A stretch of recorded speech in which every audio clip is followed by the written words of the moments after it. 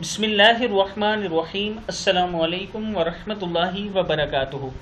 عابد راجہ channel کی طرف سے آج میں اپنے دوستوں کو رسول اللہ صلی اللہ علیہ وآلہ وسلم کا ایک فرمان اور حضرت علی رضی اللہ تعالی عنہ نے سواری پر سوار ہوتے کون سی دعائیں پڑھی تھی وہ بھی بتاؤں گا۔ تو شروع کرتے ہیں آج کا لیسن۔ بسم اللہ الرحمن الرحیم۔ جناب علی بن رابعہ رحمہ اللہ سے روایت ہے کہ حضرت علی رضی اللہ تعالی عنہ کے لیے سواری پیش کی گئی تاکہ وہ اس پر سوار ہوں۔ پھر جب آپ نے اپنا پاؤں رکاب پر رکھا تو فرمایا، وہ دعائیں پڑھی جو میں ابھی آپ کو بتاؤں گا۔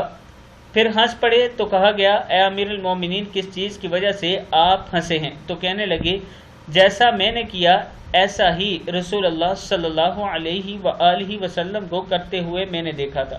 پس آپ صلی اللہ علیہ وآلہ وسلم بھی ہنس پڑے تھے تو میں نے پوچھا، آپ کس وجہ سے ہنسے ہیں یا رسول اللہ صلی اللہ علیہ وسلم؟ تو رسول اللہ صلی اللہ علیہ وآلہ وسلم نے فرمایا، یقیناً تیرا رب خوش ہوتا ہے بندے سے جس وقت بندہ کہتا ہے میرے گناہ بخش دے، اور وہ جانتا ہے کہ میرے سوا گناہوں کو کوئی معاف نہیں کر سکتا۔ جب حضرت علی رضی اللہ تعالی عنہ نے رکاب پر پاؤں رکھا تھا، گھوڑے پر سوار ہوئے تھے، تو سب سے پہلے فرمایا بسم اللہ 3 مرتبہ، پھر الحمدللہ 1 بار، پھر یہ دعا پڑھی، سبحان الذی سخر لنا ھذا وما کنا لہ مقرنین وانا الی ربنا لمنقلبون۔